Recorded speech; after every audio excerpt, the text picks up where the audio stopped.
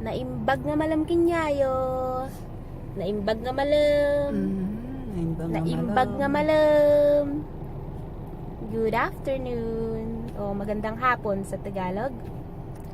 Let's do a quick Ilocano WOTD. Is it still hot? Let's do a quick Ilocano WOTD at ang ating Ilocano word ay Kunana. Kunana. Kunana.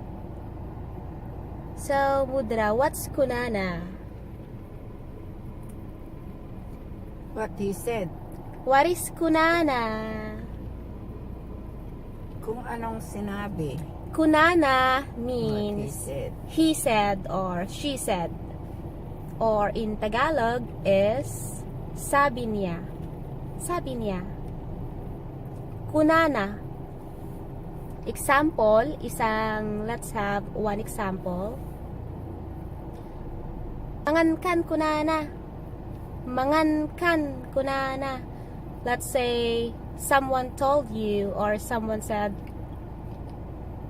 in Tagalog is kumain ka na. And the person didn't hear it.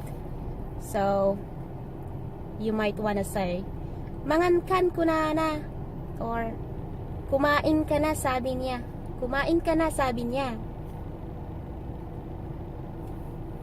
Mangan kan kunana.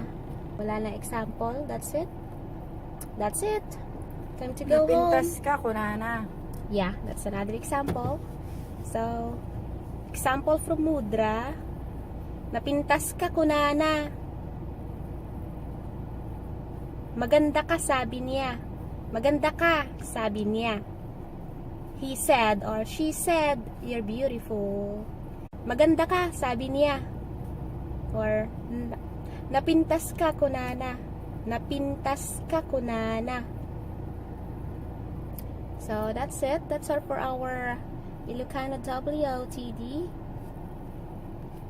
I'm trying to make up for the last few weeks that I didn't make Ilocano WOTD and maybe some Tagalog. That's it.